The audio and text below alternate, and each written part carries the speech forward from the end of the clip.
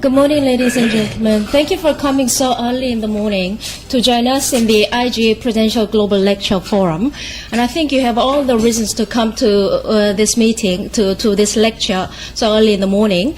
I'm sure you have read the morning newspaper about the IMF's latest downward revision of the global economic growth for this year from 3.6% in April to 3.5% as of yesterday. And the IMF said one of the main reasons is because of the financial market and sovereign debt crisis in the Eurozone. They're revising the economic growth forecast downward.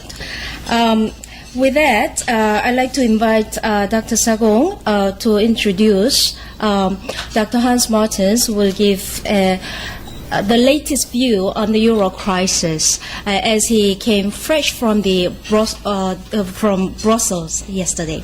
Dr. Sagong?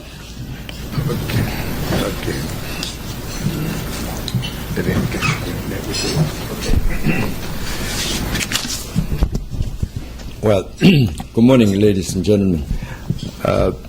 It's so nice to see you all at this very early hour. As Dr. Song just said, IMF just came out a little bit lowered the forecast for this year and warned the even higher downward risk for the global economy and urged global policymakers to take prompt action. Certainly the Europe and the European crisis is on everybody's mind. I'm very sure that it is on your mind as well. We have the best guest speaker this morning who can tell us all about European crisis and what is happening and what is going to happen. And we're very fortunate to have Mr. Hans the Martens with us this morning. He is currently Chief Executive of the European Policy Center, which is a Brussels-based think tank set up to promote European integration, which is at risk at this moment. He joined the European Policy Center as Chief Executive in 2002. Before that, he lectured at various universities. He taught public administration, political science, and economics, and the various universities in Europe as well as in the United States. And also he has been engaged in the business consulting services as well. And he now runs this policy center, which focuses on the European matters. So he will share his enlightening views on this current European crisis. So with no further ado, I would like to invite Hans Martens. But before doing that, I just want to recognize some of the special guests sitting in the audience this morning. We have so many special guests this morning, but I just want to recognize two special guests. We have Mr. G.J. Yong, who is one of the youngest National Assemblymen, who just elected as the Saint-Louis-Dang's National Assemblyman. He used to work with the Professor Schwab of World Economic Forum at Davos, Mr. Lee.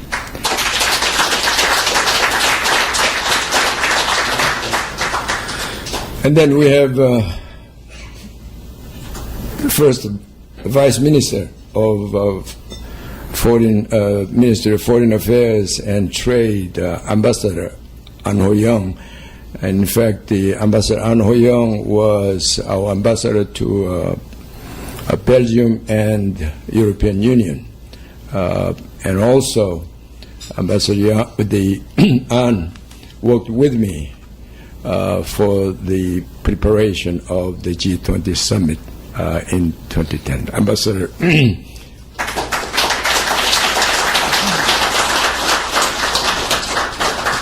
and we have many other special guests, but I am not going to recognize you all, but it will take all morning, so I'm not going to do that. And so with this, I'd like to invite the Hans Martens, please. Please join me in one short business announcement before you start. We have simultaneous interpretation provided this morning. So if you like to take advantage of the simultaneous interpretation service, please use the receiver on the table. Thank you. Okay, thank you very much. Good morning, ladies and gentlemen. I'm very happy for the warm applause at the beginning because I normally don't get one when I finished, so I always enjoy the start one. And I'm very honored, of course, to be here. It is not my first time in Korea, and I hope it's not going to be the last one. As you said, I'm leading, I would say, the leading policy think tank in Brussels. I am Danish of birth, but I work in Belgium and I live in Spain. So I am living and practicing the single market in Europe. The chairman just asked me, where is your family then in Europe? And I said, I don't really know, but I think they're scattered a little bit around these different places at the moment. So I'll go home and check it up. There was also the issue of the relationship between Europe and Korea. The thing is that they are getting very much closer. Whether that's good news or bad news, we can discuss as we go along this morning. But I think with the recent free trade agreement, which was an enormous breakthrough for Europe, because it was the first free trade agreement with anybody really of that kind, that is one of the things I would recommend as a part of the solution, exactly that we trade more with each other. But it has brought Korea even more into the daily lives of Europeans. If I look at my home, my refrigerator is from Korea. My television is from Korea. My mobile phone is from Korea. My tablet is from Korea. My wife is... No, she's not from Korea. And my cars are still Italian, by the way. So we'll see. But the thing is, I was going to talk about the euro crisis here today. I prefer to call it the growth crisis. And if I can point at any solutions, it's probably going to be around the economic growth. Because I think we've dealt quite a lot with the debt crisis as itself, and I don't think that is the real big problem, although everybody talks about it. And apparently IMF is talking about that as well. And if they think that that is the main problem, then I am in the position now to disagree officially with the IMF, which is certainly something. The problem, I think, is growth in our economies. It is growth in Europe, which is very low. And many places negative, but it's affecting growth negatively everywhere. So I think that's one of the areas we need to look at. Anyway, just want to let you... No, I didn't. Just to say where it came from, not the crisis, but the euro as such. And it is an old dream. It has actually been since the beginning of European unification just after the Second World War. But I think what really made it move forward was the fact that we, by 1992, established a European single market where we have free movement for persons, as you can see me and my family are benefiting from, but also for goods and for services and for capital. And on the basis of that, the idea came up, let's say more strongly, should we not try to establish this common currency? And it was established, as we all know. It was launched in 1999. And then the common currency came out in 2002, so that is something like 10 years ago. It was based already at that time, the focus was on public debt, because the Growth and Stability Pact was an access set of rules to get into the currency, but it was also meant to be sort of controlling permanently the developments within the currency union. And it was mostly, as I'm saying, looking at public debt and deficit levels. It basically said that public debt should not exceed 60%, which it seems to be doing everywhere, but also that the deficits, annual deficit, should not be more than more than minus 3% of GDP per year. But also, just before we go into today's problem, let's just remember who is in there. All the blue countries, which are 17, they have joined at different times. There were 12 to begin with. We have 3 countries, smaller countries, tied to the euro, 2 Baltic states and Denmark. There's a lot of small areas in Europe that are also using the euro, but it's probably also important for the consequences to remember that 150 million people in Africa use the currency, or a currency pegged to the euro. That is, of course, mostly the French part of Africa. But just coming back to the issue of the Growth and Stability Pact, if you look at this curve here, which is trying to describe what happened in the period after the introduction of the euro, I really would like to move around here, but I don't really think I can. But just to look here, these plus minus 3% are the limits, if you like, for where the public deficit could go. And if you look at the curves here, just look at Germany, just look at France, and a little bit the Netherlands as well. They just broke the rule. And they did it shortly after the euro was introduced. But look at the green curve there. That was Spain. Who was the good boys then? That was Spain. And they were actually performing very well and said, but you told us that we should stay within plus minus 3%. So we did, but you didn't. And one of the reasons that Germany didn't, of course, at the time was because of the German reunification. But whatever the reason was, everybody has then said afterwards, yeah, but if you could do it, we can do it as well. So it was psychologically important that I think some respect for the rules was lost at that particular time. There's, of course, another issue related to this, because everybody was preaching when countries joined the euro and said, okay, fine, you want to go into the euro, you want to get monetary stability, you want all of that, but there's something you have to remember. There's no more devaluations. And countries like the southern European ones had always been used to devaluate. When they lost competitiveness to Germany, they had to devaluate. This is now over. You will not be able to do it anymore. So now you have to improve your competitiveness. You need to create for growth to better competitiveness via structural reforms. It didn't really happen. But how could you get away with it?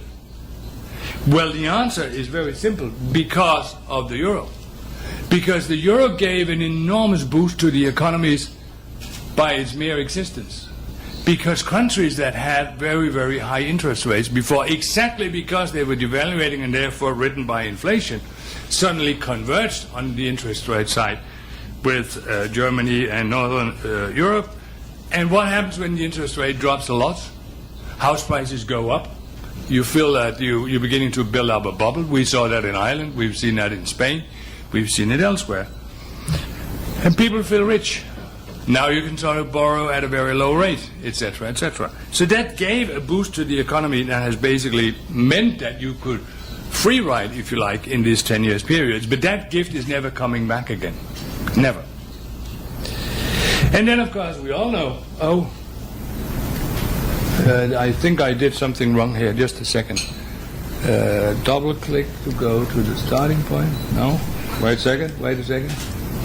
I'm not as technology disposed as you are. Now, what happened there in 2007, we all know, because if anybody wants to talk about a housing bubble, you know it happened in the US.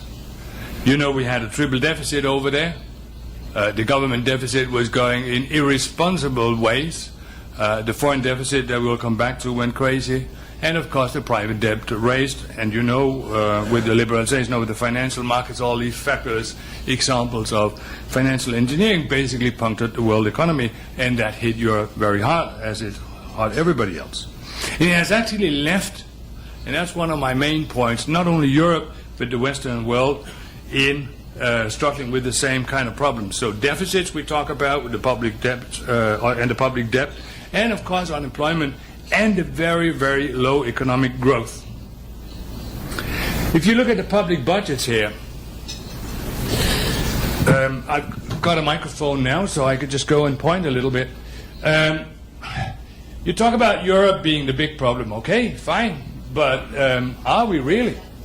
This is the joint position of the European countries, and I've taken here the latest figures from OECD. This is the US and the UK, who are very busy pointing at Europe, telling, get your house in order. Yeah, okay. But the public budgets are bigger in your part of the world, and of course, or deficits, and we of course know the same is the case for Japan. If we look at the public debt, oh yeah, by the way, I just put this one in, and I'm not going to make more comparisons with Korea, because this is you.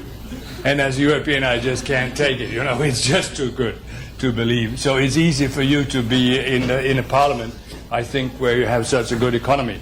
But this is the same picture as before, but this one basically talks about the public debt. And if you want to see public debt crisis, go to your neighbor here, Japan. But when it comes to the US and the Eurozone and the UK, you see we are basically converging. And actually, on the debt side, the total Eurozone debt is actually lower than that one of the US and the UK, as were our deficits. But there's another main difference that I want you to note, and this is this one. This is the current account, so our relationship with the rest of the world. And this, you know, is one of the part of the triple deficit, the last US deficit. Europe as such doesn't have a deficit to the rest of the world. So you could actually isolate Europe if you like, and we could deal with our own problems. We actually don't need to import capital from anywhere. I'm not saying that it's not welcome, but we actually don't need it. Whereas if you have a constant current deficit of that size, you know how deep you have to bow when you are Mr. Obama and coming to Asia. So we could actually solve the problems ourselves. I would like to say at this point that Euro is not part of the global imbalances, but we have a lot of internal imbalances. That's another story. But I also have an amazing picture actually here, just to talk about the US a little bit and not about Europe. But this is actually from 1889, the current account in the US. And I made that because the first time the current account was measured in the US was actually here in 1889. And I did that because people said, yeah, but the US have had deficits before. No, they haven't had deficits of that kind as we've seen from the 90s, driven by the consumerism. So there is the reason for the global balance. And by the way, if you know any Americans, do not show them this slide, because I don't want them to get any ideas about how they can get a surplus. Well, you might not be aware of the timing, but this is actually the First World War, and this is the second one. So don't tell them, okay?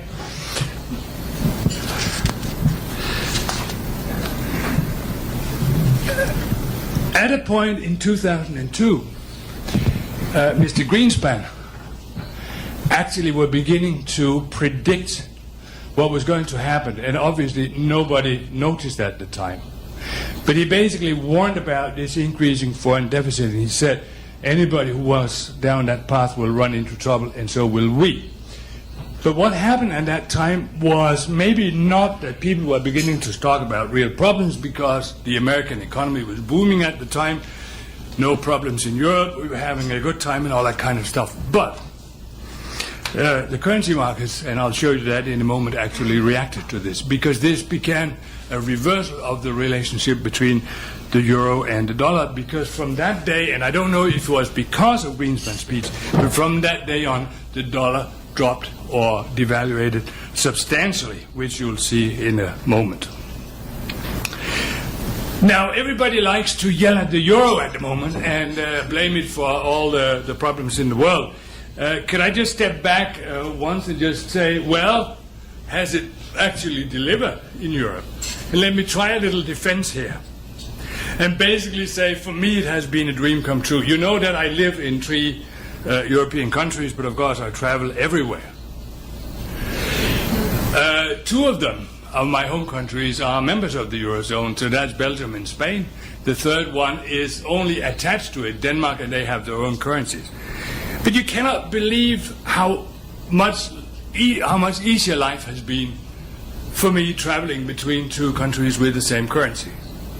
Not only can we directly compare prices also when we trade on the internet, but the fact that we don't have to go and carry these extra exchange rates and so on and so forth, exchange cost and so on, is a beautiful thing. And if you scale that up from on the company side, you will obviously see that the savings are much, much bigger.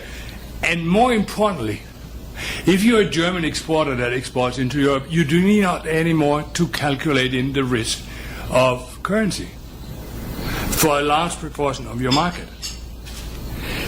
You know, when we had financial crisis in Europe, the result was always that the southern European countries, Ireland, and everybody in the end devalued against Germany. And that gave us a lot of uncertainty on the markets. It gave us high interest rates. But obviously it also meant that you had to insure yourself against potential losses from the developments in currency fluctuations.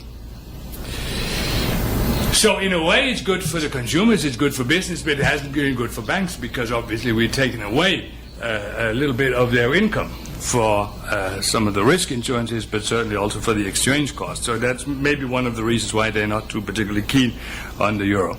But it has also delivered a constantly low inflation in Europe. I mean, since the introduction, where we before had these enormous fluctuations in inflation, we've had a stable inflation of around 2%, which, by the way, is the main target of the European Central Bank.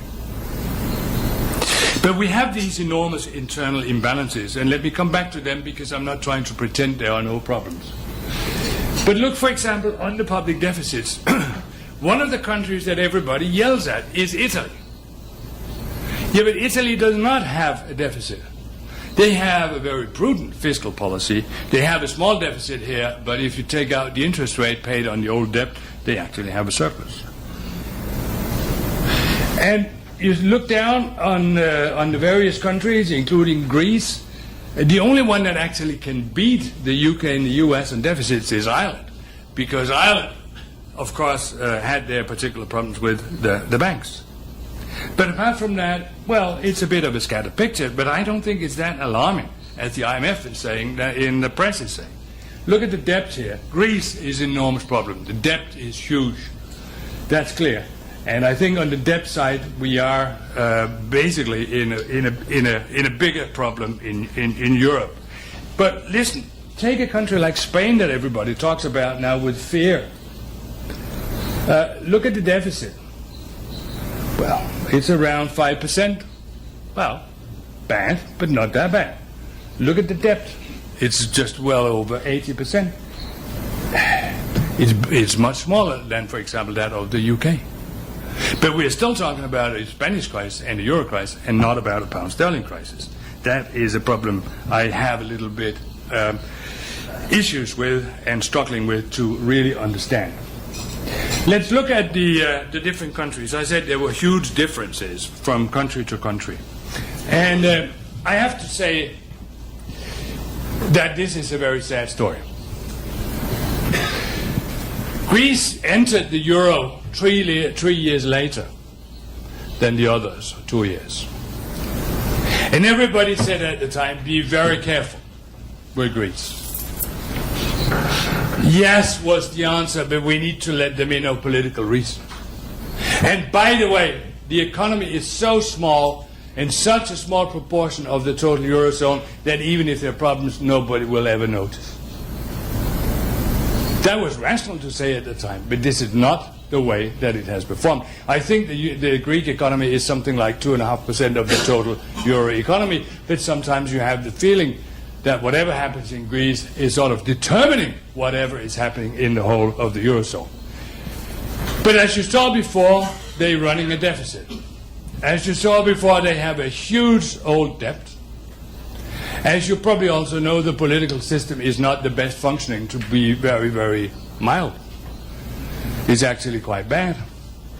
They have very, very bad economic growth prospects. Negative growth of 5-6%. So I wouldn't actually say that this is a prime example of a real growth economy. Besides that, ladies and gentlemen, Greece is also fairly old-fashioned. They're living from very traditional industries and a lot of agriculture, and they have done very little to modernize it. Bad case. Italy. The deficit, as I said, is very small. You might even say they have a surplus. So not an issue. The debt is big. It is 120% of GDP. Try to look up the statistics. As far as I could go back in statistics, that is back to the 1990s, Italy's debt has been 120% of GDP. It is always like that. And I'm wondering if there's an inscription into either the genetics of the Italians or the Italian constitution saying you must have 120% debt of GDP, because it's always been like that. Strangely enough. But the deficit now is small, and they are actually working on reducing it. Politics. Ladies and gentlemen, Italy has probably the world's best prime minister today. Mario Monti, Super Mario. He's a real gentleman. I know the man. He is a clever politician and he's a clever economist, but he is not elected by the Italian people. He took over from probably one of the worst politicians in the world, Mr. Berlusconi, not by an election, but quite simply because it was unreasonable to let that guy continue in the job. So at the moment, they have not stable politics, but they have a fabulous government. And they're doing great reform. But they, of democratic reasons, of course, cannot continue. And the big insecurity about Italy is, will they return to the bad politics of yesterday? And the bad politics is partly Mr. Berlusconi, but also that there is no real alternative to Mr. Berlusconi. And the other thing is that they have a huge variety of political orientations and parties. It is very difficult to create a stable government. So the real problem for Italy is here. But of course they have, like everybody else, bad growth. But when you also look at the debt, the 120% of GDP, one thing that is very important is that Italy's debt is mostly national. So it's not very difficult to finance. Coming down to Spain, the deficit now is very large. But I also have to tell you that the public finances and the public finance management in Spain was one of the best in Europe. You saw before how well Spain was doing compared to Germany and France. And after the introduction of the euro, Spain actually became a program of fiscal consolidation. They had big surpluses on the public finances, and they actually reduced their debt, as you saw, to a very little level. But the real problem here is that the situation I talked about before with the housing bubble led to a complete disaster in the construction industry, and thereafter in the mortgage industries, which is basically banks in Spain. And it is the losses of jobs in the construction sector and the need for support to the private banks that had been doing irresponsible lending that has led Spain into the problems. Not the public finance management, not the politics, which is very strong and established in Spain. Ireland is in a bad situation, but again, you're a small country. You proudly say that now you're going to grow by financial sector. You get in banks that are so much bigger than your GDP, and then the bad wind from the US hits the country, and you know what happened. I've never seen a country having such a bailout of banks as Ireland had per capita. And it will take them time to get there. They are moving in the right direction because they also have a political good system, and the growth is beginning to pick up. Finally, Portugal. Strong politics, but apart from that, a bit old-fashioned, exactly as I said with Greece. They need enormous help to restructure their economies rather than restructuring their debt to become more competitive.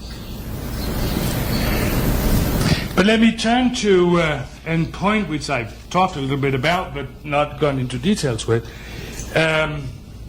which is partly the role of the financial sector in all of this, but partly also what the euro has done to the different countries or member countries. I said before that Italy has had 120% debt forever. And it's actually a smaller problem today than it used to be. But before showing the slide, let me just try to mention one example. I've worked in the financial sector as well, but as an economist. And my general respect for the... let me not go there. You can ask me questions about it, but it's not very high, basically, was what I'm trying to say. But sometimes the markets, because they all run in one direction, establishes particular rules that then become self-fulfilling prophecies. Has anybody heard about the 7% rule? When a country has to pay 7% of their government debt, they will go bust. Yeah, but that's the rule now established. That's the way it is. I've been trying to find the textbook where that was in, or the arguments behind it, but there are no arguments. It's just something that somebody has said at a time, and which then the journalists keep picking up. And the reason for it is that when Portugal and Ireland reached that level, they asked for bailout from the European colleagues. But try to look at this one here, which is, of course, too complicated for most people in the financial sector. But anyway, this basically shows you how big a proportion of your GDP you spend to service your debt. And I'm not talking about the 7% on the government bonds. I'm talking about share of GDP. Look at two countries here, Italy and Greece. Before the euro, because of the high interest rates, Italy was forced to use 11% of its total economy every year to service its debt. With the present levels, even with the higher levels that they're going to pay, we're talking about much, much less. So the burden on servicing the debt is much smaller today than it used to be, quite simply because interest rates are low. So I don't give much for the 7% rule, but I just have to say that one of the problems is that when the financial market sets out those kind of things and other things, they sometimes just happen because of that. Can you imagine a debate where from some investment guru in the U.S., suddenly, the message comes out, think about if Spanish interest rates were 7%. Yeah, think about it. Everybody repeats around the globe, including in Korea, and a minute after it is 7%, quite simply because you take positions in order to do that. So I'm wondering sometimes if you're booing yourself,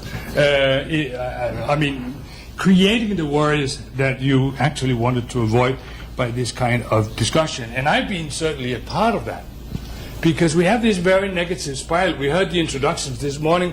Everything was sort of negative. Politicians react negatively. Experts react negatively. And I had several journalists calling me saying, Mr. Martens, we just want you to confirm that everything is really bad and will go, very worse in the future. And if I say, no, I actually think there is a hope at the end of the tunnel, let's send some positive message. Oh, yeah, we can talk some other day. Because nobody wants that message. Because now it's about reinforcing ourselves into a dark hole. And I think we need to break this. And we need to send some positive signals and look for it as well. I'll come back to that in the end, but I just want to tell you that we may actually consider changing the name of EPC from the European Policy Center to the European Positive Center, because I think we need to send some positive messages to each other before we get too much depressed. Now, another thing, everybody talks about the weak euro. Ladies and gentlemen, this is the story of the euro in relation to the US dollar from the beginning. First a drop, stabilization, then came Greenspan's speech, you remember from before, and I think there is a link here, and then this fantastic revaluation from something like 0.8 to 1.6 over a period of 4 years. Who else can explain that the euro doubled in value to the dollar apart from fears about the stability of the US economy? This was a fantastic movement. And it didn't actually hurt the exports very much, and it actually didn't help the American exports either, which was a bit strange. The situation after the crisis is, if you put in the trend line, more or less a flat one. The 120 that we see today, I think the euro is a little bit over 1.20, is pretty close to the historical trend. Not too high, not too low. And I think probably a reasonable exchange rate. But I'm asking you, if you really did not believe that the euro would be there tomorrow, would you still keep it at a value of 120 to the dollar, or wouldn't you let it sink to around zero? There are ups and downs, but there's also stability. And to me, one of the problems we've had in Europe was actually that our exchange rate was far too high in relation to the rest of the world. It made no sense before the crisis in 2008 to have a currency that was 60% more expensive than the dollar, if you looked at the relative competitiveness between the two. And if you ask me, I would say that a currency rate which was about parity to the dollar would be better for European competitiveness as it is at the moment. And then we could also push a bit of the burden to somebody else. So I don't really think that we have a weak euro if it was. The next I just want to talk about is also in relation to the crisis, and I might have some questions about that, but that is the role of the European Central Bank. I think you could probably say that the role is fairly limited. Our treaty is very clear. It basically says keep your hands out of politics, keep your hands out of unemployment, out of growth and everything, and just keep the prices stable. And to understand why, you'll have to think back to European history and back to the 20s and the 30s and what happened in Germany at the time where the government was just printing money, right? Where inflation was sky high and the political consequences that had. So we agree in Europe it is about price stability, and that also means, and this doesn't mean no Queen Elizabeth, it actually means no quantitative easing, okay? We have not seen the programs in Europe that you've seen in, for example, the UK and the US, where printing money, it's now called quantitative easing, but it's the same thing, has been done. I watched the discussion last night at the hotel from CNN about whether the Fed should start a new program, and there were basically people saying, do not do that, because what you do is you build up an inflation to come over the next few years. And I agree with it, but not everybody did. And the question is, did the QE have any effect on the real economy? Big question mark. Did it have an effect on the financial markets? Oh yeah. Because if you're worried about your investments and the government just tells you whatever happens, we'll print the money you need for your investment, that of course calms the markets. So what we're seeing from the European Central Bank is another Super Mario, by the way, another Italian running the bank, Mario Draghi, who has been out in the markets and intervened a little bit from time to time, but who is basically saying, now, it's the end of it. I will not do it because I don't have the obligation, and as long as I do that, the politicians doesn't do their job on doing structural reform. So you can say that they're fairly inactive, but that is deliberate, but it's also, in a way, treaty-based. Now, to come to the main conclusion, again here I have some figures that are a bit complicated. What I want you to concentrate on is basically these trend lines. And they actually make a picture that is very, very worrying. They are from the Euro area, from the US, and the total of OECD, that means it includes Korea. But you see, the trend before 2000 was that we had 3 to 4% economic growth per year. Something which I think you have here, but we had that in Europe. And that meant we created new jobs every year. It meant that the payments for unemployment benefits were relatively small, but it also meant that the debt and deficit problems were not really very easy to see because they were taken up by all this economic growth. The problem is, and I'm talking about the whole of the OECD, but I know there are exceptions like Korea, but the trend line is towards zero growth or very low growth.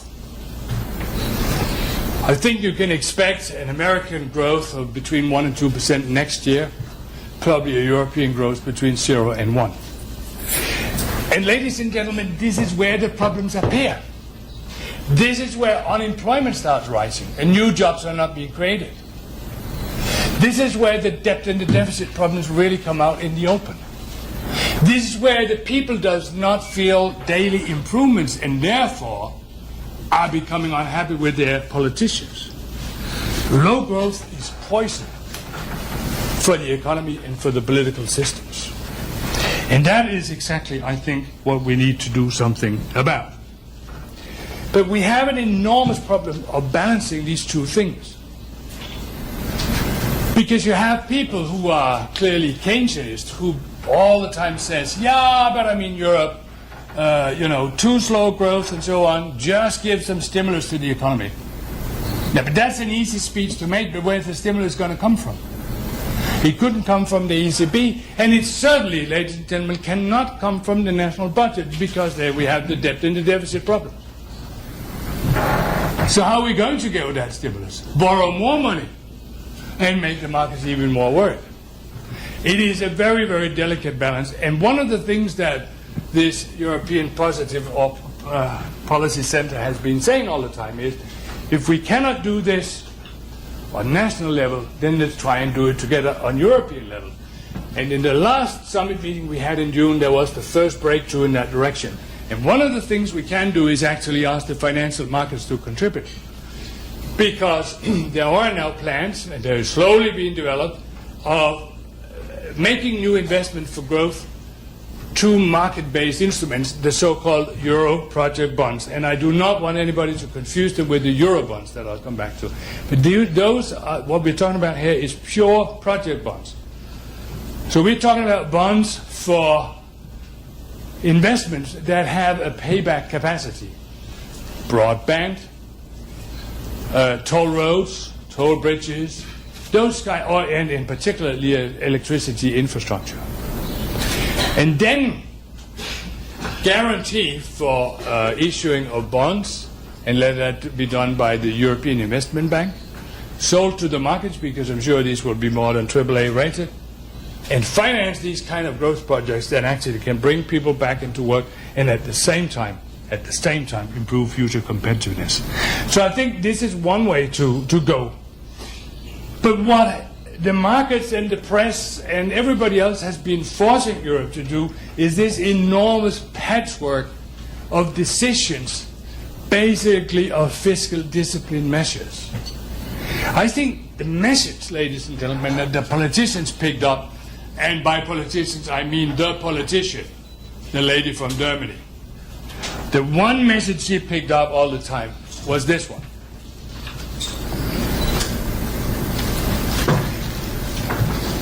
Think about it. You're sitting in Berlin, which is a little bit out of the center of Europe, a little bit provincial, a little bit away from everything. And you look out over Europe and say, well, these guys in the south are complaining. But what's the problem? Because if I look out from Berlin here and see Germany performing quite well, the Koreans are still buying a lot of BMWs and Mercedes, right? Unemployment is not too bad, growth is good, trade balance. So we must be doing something right here in Germany, so the Greeks just have to learn the lesson and do the same kind of thing. And that's where the austerity imposure was coming from. There is now a guy in France, who is the president, Monsieur Hollande, who basically said, no, we need to focus on that side, on the growth and jobs. And that's where the new balance, if you like, in the Euro policy is lying. But what we've done so far, and I mean, even I cannot really understand all aspects of this patchwork. I wonder if anybody can do. But this was gradually trying to improve more competitiveness and fiscal discipline. This one here actually tightens the Growth and Stability Pact very much. But it also imposes on countries to doing a number of structural reforms. For example, more flexible labor markets, for example, pension reforms, etc., etc. This one is also interesting because the European semester sounds very nice, like, half year at university or something like that, but it is not. This is really about budget control. And it actually places the Eurozone's countries' national budgets under peer review and Commission, European institutional review, before they go to national parliaments. I'm not saying that we are tampering with fundamentals of democracy, but I am saying that we're getting very close here. So this is sort of the political pact up here, and I think enough has been done there, actually. These ones here are the bailout funds, which I don't think officially we are allowed to call them. But this is the one that works at the moment, the one that has given money to Portugal, to Greece, and so on and so forth, European Financial Stability Facility, which has guarantees for about 780 billion euros, and it loans at the market, it gets its money from the markets with government guarantees. This is going to be now turned into a permanent mechanism. This one will still exist, but be phased out, and a new, more treaty-based institution will start probably next year. But one of the new things that came out of this, and which actually move us forward in a new direction, was that at the last summit in Brussels in June, it was decided to now go into the direction of letting the funds directly recapitalize the banks. And why this is important is because if, let's say, you need to recapitalize Spanish banks for the reasons I told you before, if that goes to the Spanish government, the Spanish government will thereby increase its debts, right? Because they are responsible for the debt that they receive from the European institutions and relents to the banks. So if you cut the way to the Spanish government and go directly into recapitalize the banks, it will not affect the public debt. But it will mean that somebody has to be able to, at European level, to decide should this bank in Portugal and Spain be recapitalized or not. And that therefore requires that we set up a European banking supervisory agency, which is being created as we speak. I'll come back to it in a second, but that is one thing. No direct recapitalization without a European banking supervisory machinery. But the other thing was, would it be possible, now that Super Mario in the European Central Bank doesn't want to support the markets, that these funds could go directly into the market, secondary markets, and support government bonds if the interest rates get too much up. And that was decided as well. This is also important because it will work. It will work at the markets if there's an invisible hand out there beginning to buy up of Spanish government bonds or Portuguese bonds. It will be a good business because they have a high yield and a relatively high security. But it would also mean that Germany does not have to do it itself. Because Germany cannot anymore go back to its voters and say, we now need you taxpayers to pay such and such amount to support our brothers in the South. I mean, there are huge political risks in doing that. And you don't have to do it if you limit the interventions to these funds. I hope you can see my point here. It is a bit of a win-win and something that I think can be important for the future. And the next steps, well, we just talk about the banking supervision, which is being set up or will be set up. The step to a real, what we call a banking union in Europe is, okay, I'm told to bring the microphone up. The next step is basically to put together the depositor guarantee schemes. I don't know if you have something similar in Korea, but in Europe, all depositors, private and companies, are guaranteed from this fund that is financed by the banks that the first 100,000 euros of their investments are covered if the bank goes down. These are fully funded schemes and could easily be put together. So my prediction is that in the next couple of years we'll probably have a fully fledged banking union within Europe, or within the Eurozone at least.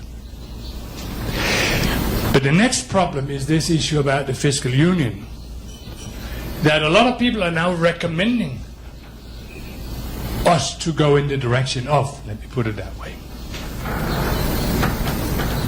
I have my doubts, ladies and gentlemen, and I think it's a very, very dangerous path.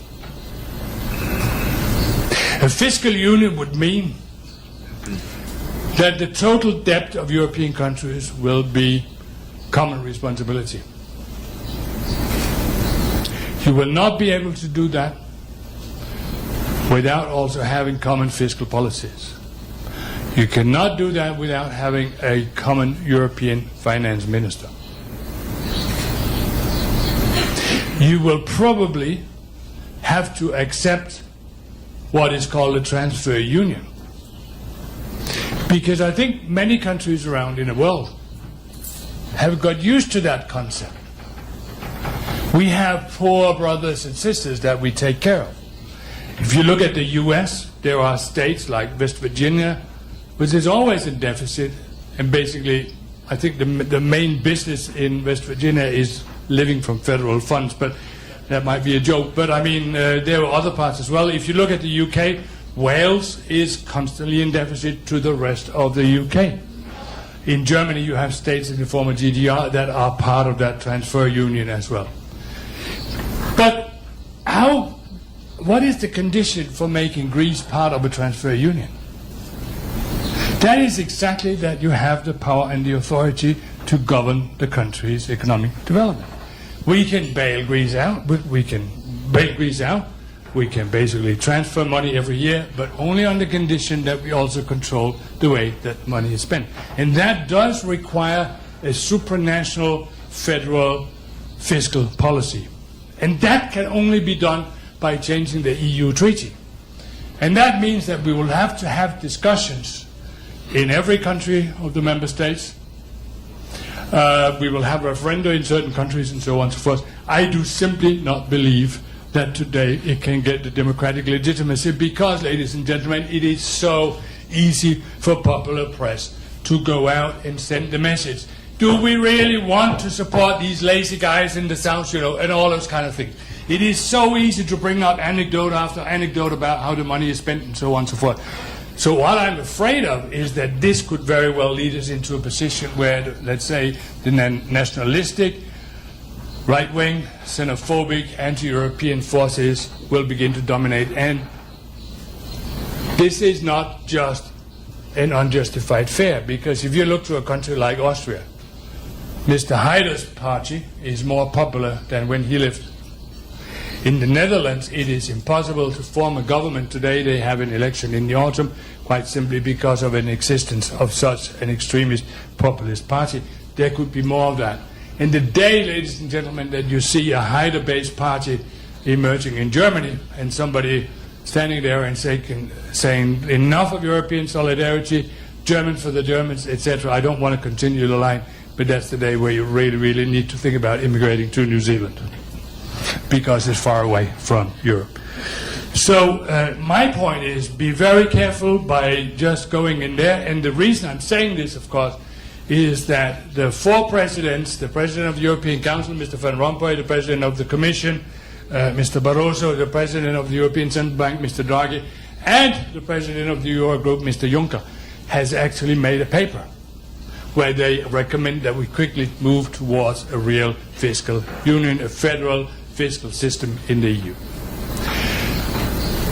My heart is not in that. And I think that we have done enough of changes. We have enough of structures in place. I just showed them before there. It should be able to work. And I really think that the next real big step should be focused not on going down that direction, but focusing all the energy entrepreneurship we have in getting Europe back on a growth track. I know that a lot of you want me to say something about anybody going out of the Eurozone. Nope. It will not happen. There will be no Brexit. The Greeks, when they were pushed hard recently, make the choice to stay in the Eurozone because they know the The problems are too big by going out. Could Italy ever leave the Eurozone? Well, not of economic reasons. But I cannot guarantee at this point, and I will not swear, that they do not elect a stupid government that could be stupid enough to do so. So it is more a political risk than anything else, because if you look at the, let's say, the sensible elite and so on that is running politics at the moment, there is actually no speculation in exiting. I know that the Greek exit has been mentioned and discussed in Brussels. It would, by the way, not have had an enormous effect outside of Greece. But I don't feel living in the thing that it is really something that you need to speculate in a lot. Anybody entering? Well, there's a number of countries that wanted to join the Eurozone, Poland and others in Eastern Europe. I think everybody now wants to wait and see what is the kind of union that is emerging and before we take a final decision. But I want to tell you again, the real threat is political more than it is economic and certainly financial. So let me end up by giving you 4 scenarios. This one is my hope. Because at the moment where we got back to 3 to 4% economic growth, all these problems would just disappear. We would all be happy. And I guarantee it, because I have lived a longer life than most of you, and I lived it in economics, and I've seen it happen before. Crisis, crisis, crisis, and then growth picks up, boom, problems disappear. Jobs are created, unemployment deficits are decreasing, debt relatively to GDP becomes smaller, deficit becomes smaller as well. Growth, growth, growth. That's what we should concentrate on. Now, this is not likely to come because, as we also know from the IMF and so on, the growth prospects are bad and it's beginning to be a bad vicious circle. We've seen how it affected China, for example, here recently. So the next step is the ambitious Model True, as we call it. Model True is just, dealing with the challenges of the day and finding another solution, but being a little bit ambitious. This, by the way, is what has created all of this. This is the European way. Don't deal with it before it's absolutely necessary. And when it's necessary, then do it, and nothing more. That is the Model True. The fully fledged fiscal union I just talked about, I have my doubts. And the final one is, of course, the collapse with serious political consequences. In that scenario, the collapse of the Eurozone also means the collapse of Europe. And it will only happen on the conditions that extremist right-wing parties gain a majority, not only in Holland, not only in Austria, but also in Germany and France. And if that happens, would anybody be interested in buying my house in Spain? It's a very nice one, but I don't want to live there.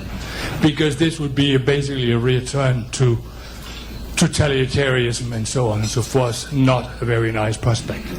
The likely prospect is not this one, not this one, this one.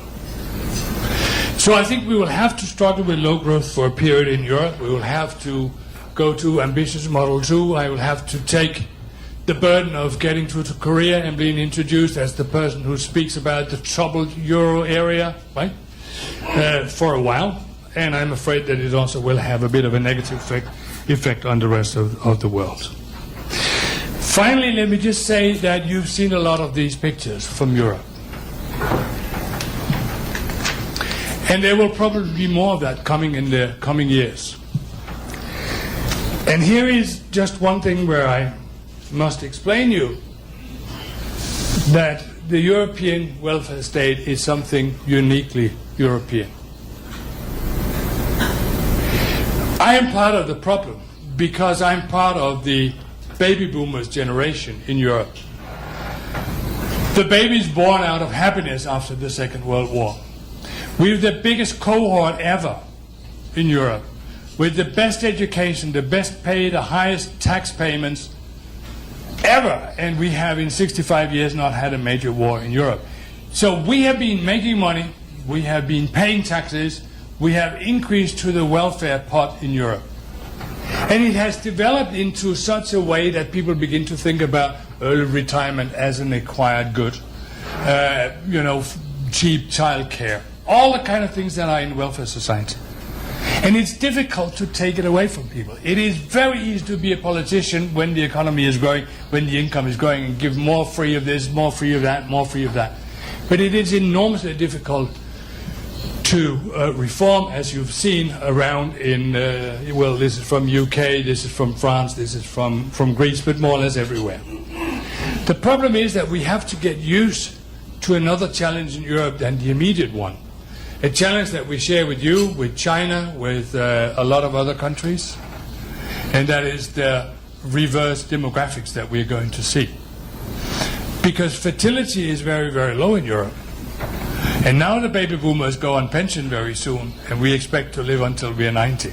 So the combination of a rapid living age, early retirement schemes, and a low fertility could actually make Europe for the next many years on a permanent crisis mode. And that is another good reason why we definitely need to work on the growth issues. And in that connection, of course, we have a very big problem because we have a neighborhood here that has been in turmoil. The Arab Spring, which is our neighborhood, which has very young populations, which is one of the reasons they had the revolutions, if you like, versus the aging part of Europe here.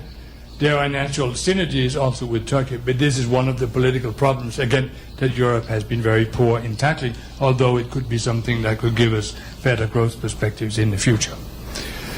So in conclusion, ladies and gentlemen, there are big problems facing Europe.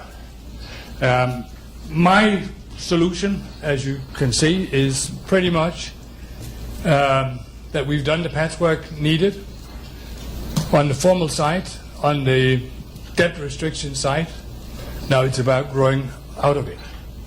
And growing out of it means growing out of it together, because I see that as the only option for Europe. We need to take in the private sector and the markets to finance that.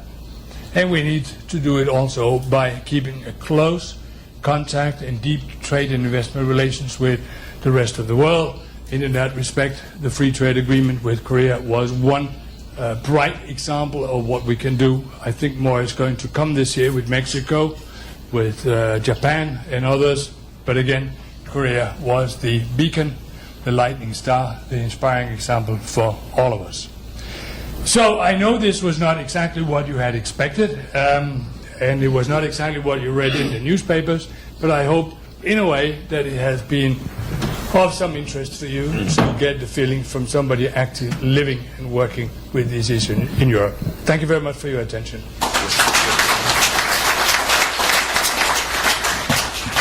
Well, thank you very much for very comprehensive overview of the European problem and current status and the possible scenarios. Before I invite questions and comments from the floor, for the clarification, let me ask you this question. That is regarding this, what you call the ambitious model through. What kind of time span you're talking about? How long is it going to take? Is it a couple of years or months or what? No, but I mean, the thing is that if I look into the demographic issues that I talked about, which will require drastic changes in allowances given by the state to various people, it will require a dramatic change in the way we retire people in Europe. I mean, if that process is going on in the climate of austerity, this could be for a very, very, very long time. But to answer your question more precisely, if we could get growth rates begin to pick up, if the news stories you read, well, growth is now picking up in Spain, growth is picking up in Portugal, growth is going fine in Germany. If those news come up, then this will be forgotten in a very short time. If that doesn't happen, and I don't think it will, this could be going on for such a long time that in the end you don't even want to invite me to hear about it. Nobody wants to hear about it. It could actually be going on because the financial markets will keep going as long as they don't have another favorite subject, right? Yeah. So I'm coming back to again, and I want to emphasize that message. If the positive news about job creation, growth, investment is coming up, It can be over soon. I don't believe it will. So you could probably invite me back in 4 years and we can discuss this still, right? The question is where the growth will come from. Yeah. So I think. But that's but I think that's a fair question. And I think the growth injection could only come from this European scheme that I talked about. But on the longer term, it will only come if Europe improves its competitiveness, because Europe is old-fashioned. Yeah, it is not entrepreneurial. Question is, would it come or not? So this basic problem for Europe is the leadership. Muddling through, not because of this European style, in my view, it's a lack of leadership. And there's no strong leadership to lead Europe and to take the proper action.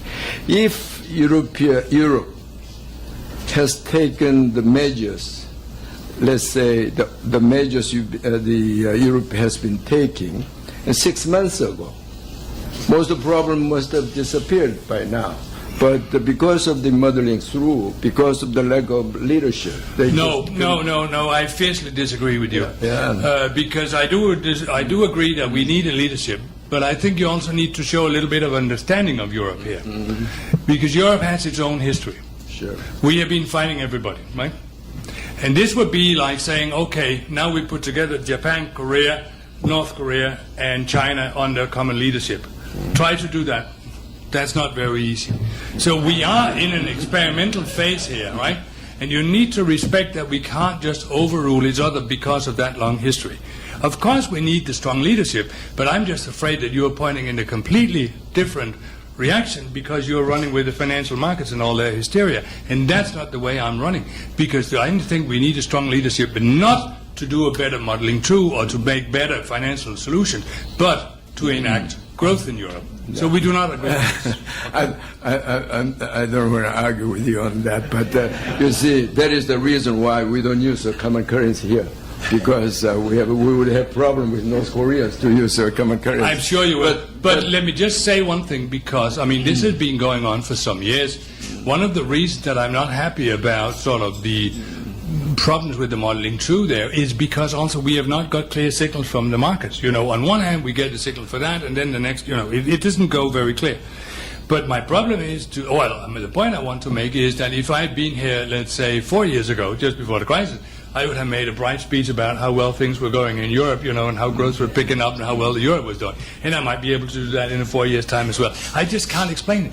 Listen, Finland, where I'm flying to tomorrow, was after the breakdown of the Soviet Union together with Sweden in such a terrible mess, right? Much, much worse than you see in Greece now.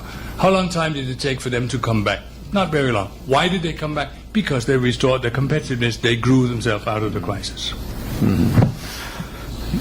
Okay, yes, okay, Speckman. And by the way, this lecture is the Prudential business lecture, and I forgot to introduce the honorary vice chairman of Prudential, and Mr. Speckman is there. Yes, sir. Thank you. I enjoyed your briefing. Recently, I've heard that the England's Prime Minister stated that he and his country will be joining the EU. Now, everything changes over time. So eventually, they may change their mind as the world shifts.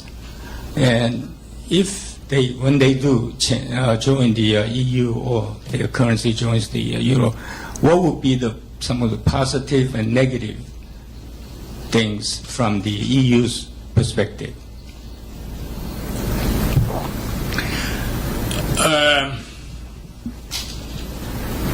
Of different reasons, sir. I've been looking into Britain's relationship with Europe from a very famous speech that Winston Churchill made in 1947 in Zurich, where he recommended that Europe became a federal state. So he was the father of European federalism, if you like. But he never said whether or not UK should be part of that. And there's been a very interesting article out, academic one recently, trying to describe the relationship between the UK and Europe, and it's always been us and them. I mean, mentally, Britain has never been a part of Europe.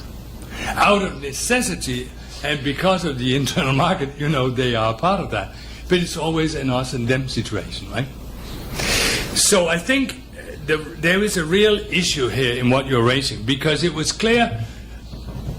Let me give you my version, if you like. When the discussion of the euro started from the outset, this was a very few years after what we call the Black Wednesday, the time where Mr. Soros pressed the pound to devaluate and get out of the exchange rate mechanism, which put Britain and the political system and the monetary system in a terrible shock that it took them a long time to get over, right? Because it also showed that if the market really, and Mr. Soros really wants to do something, they can actually do it, even to a national currency. So therefore, they missed the boat about the euro, because if Britain had been in it from the beginning, they would have, they would have been influential in the way it's been created, and it would, of course, have made the City of London to not just the worst interest-fixing place in the world, but a real good quality financial center. So it didn't happen, and therefore, if something was created by the French and the German, by definition, it had to be bad, seen from the British side. The problem is now with the banking union I talk about, because it is very, very important for the City of London and so on, that the single market in finance, that Britain is in it. On the other hand, they don't want to be in the euro. And that's why you can see Mr. Cameron saying one thing and Mr. Clegg saying a different thing, because they disagree completely, fundamentally, on these two kind of things. But also, in a way, like Mr. Cameron is talking about, a new referendum of maybe renegotiating Britain's whole relationship with the EU. But that one you can only see in context. That's a political game in the context of the Scottish referendum next year, which probably will lead to Scottish independence. And that means that you might see a situation where Britain pulls out and Scotland rejoins the European Union after their own referendum. So this is a very complicated game here, but at the moment, if you ask in Brussels and the rest of Europe, what good news could Britain bring Europe, I would say basically zero.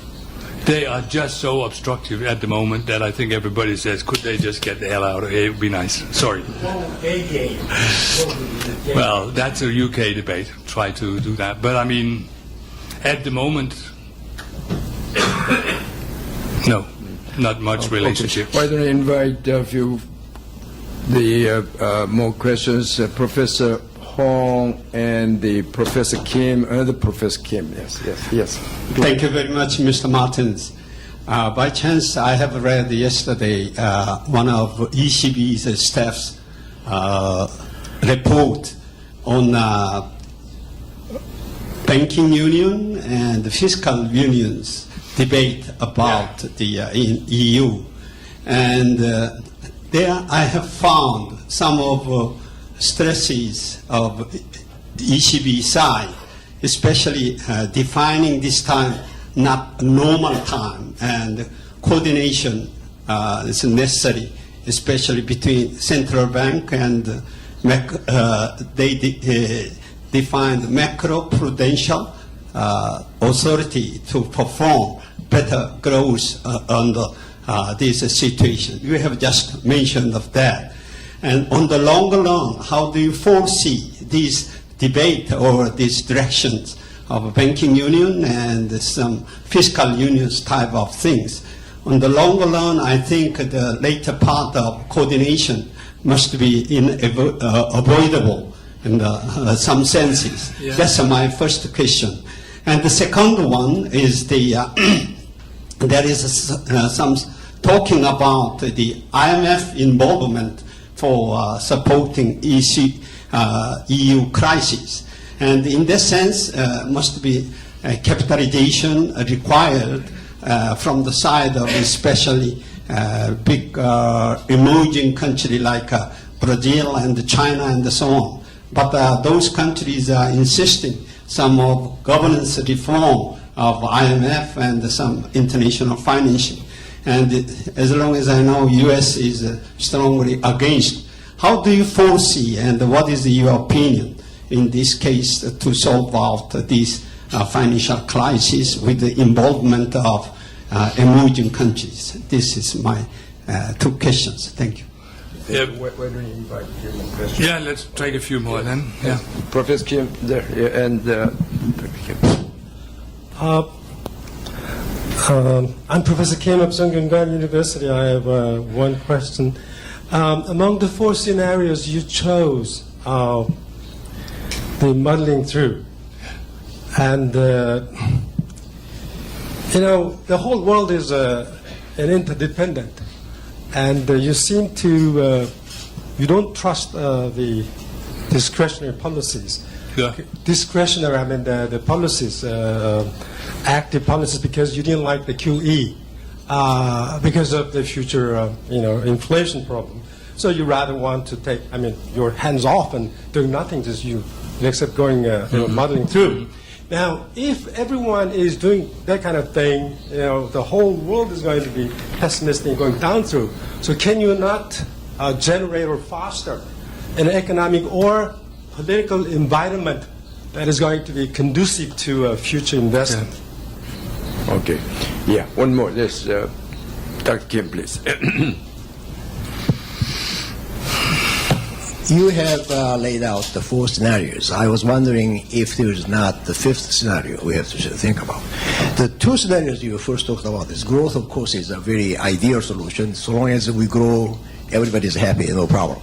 However, we all know that history proves that we cannot always grow and there is always downtown. So the problem is, in your scenario one, when the growth fails, so long as it's growing is fine, but downturn you have a problem. So it's not a solution. Muddling through, therefore, is your most likely scenarios. However, it is not a permanent solution, and not only that, it only postpones the problem, and the problem only gets bigger and bigger. And that's the problem with muddling through. You have dismissed, I think very correctly, the strong political union, which will be the ultimate solution, which is not practically possible. And therefore, it leads to the fourth scenario, which is a collapse. My fifth scenario is, I know the political solution is the ultimate solution, but it's unrealistic with the current European composition of very wide areas with very divergent economies.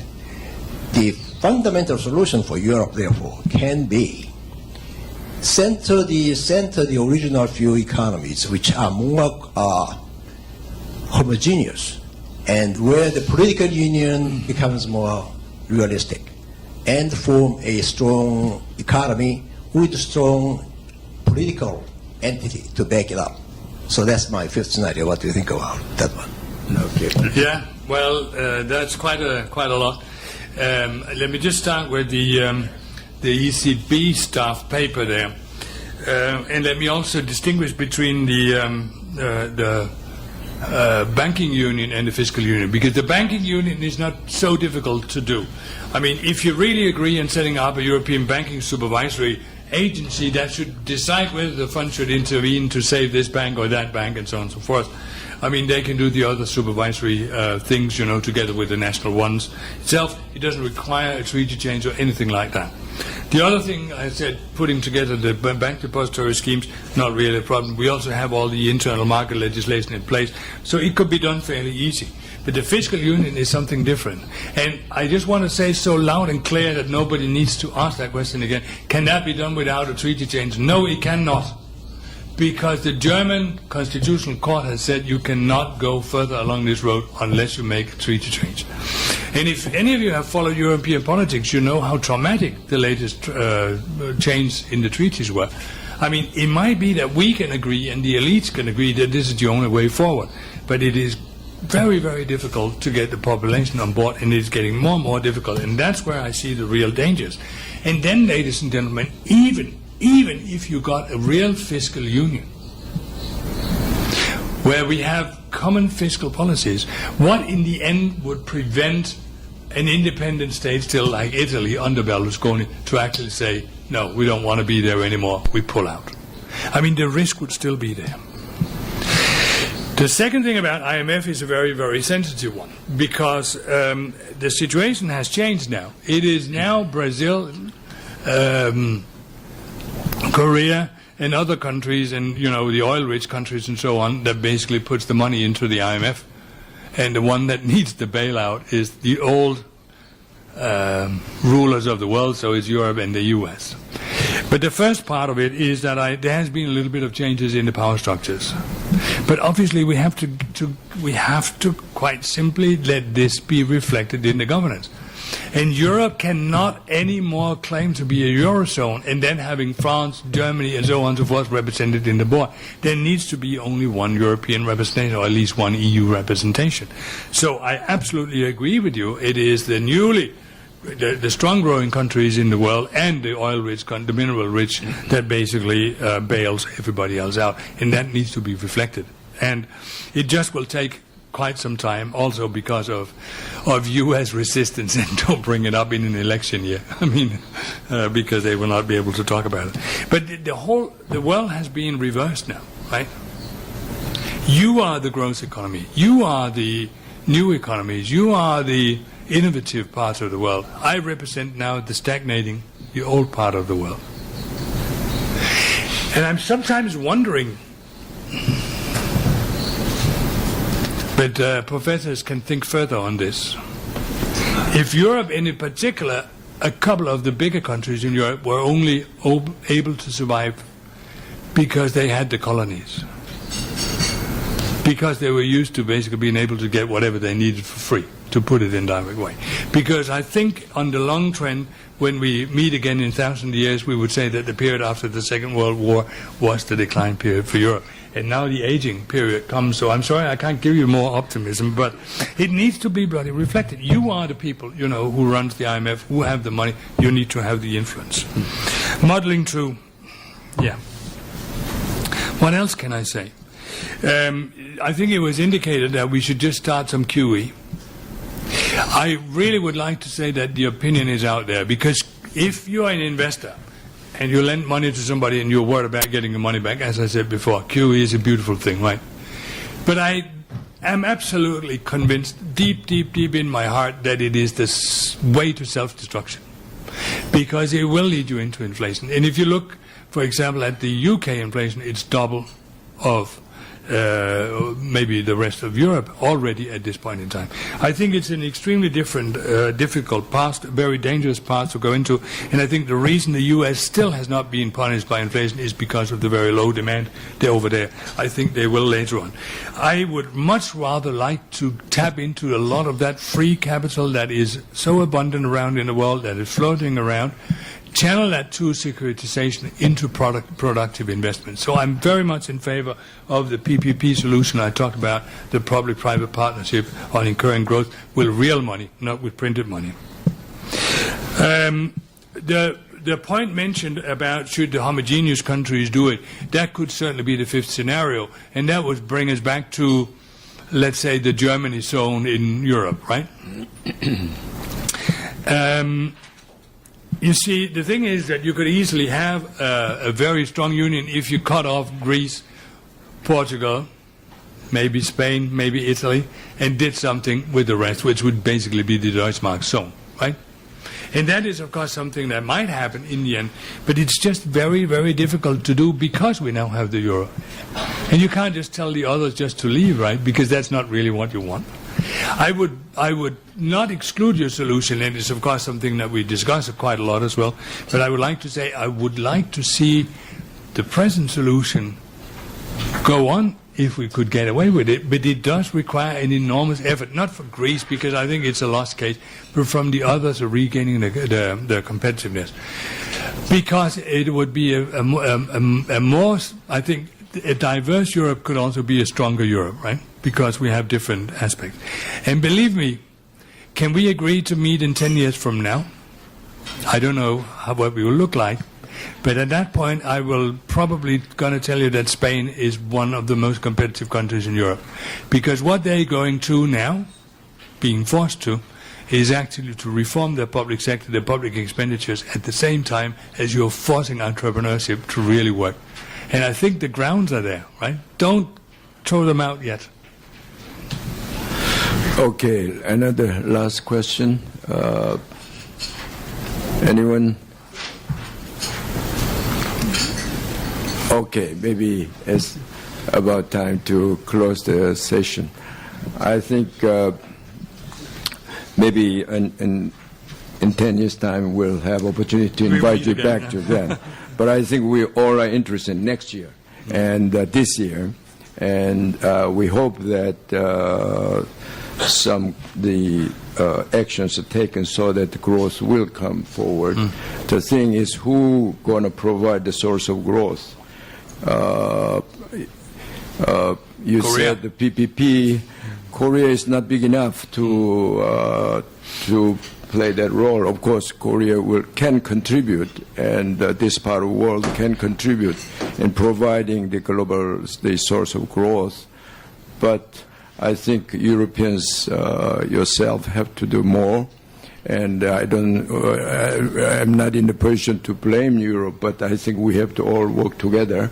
And unless Europeans do more, then I don't think PPP will be feasible because investors won't be interested in investing in Europe.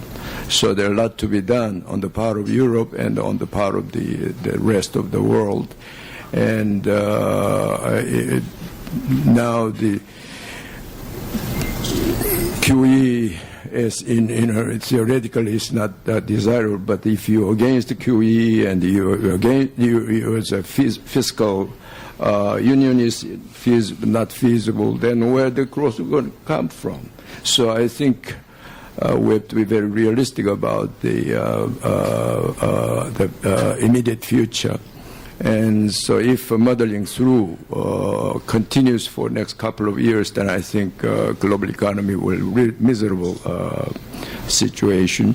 And I need to say at this point, the modeling through was on the political solution, the kind of stuff there, not necessarily on the growth path, right? Yeah, right, that's true. Yeah, but because of the political modeling through, there's no major economic policy actions can be taken, so that is the system. But I hope that I am really on the optimistic side, actually, on the European issue. I don't think there is anything like a major collapse, because the Europeans and the whole world know what the consequences of the collapse will bring. So that is why I think this modeling through will continue.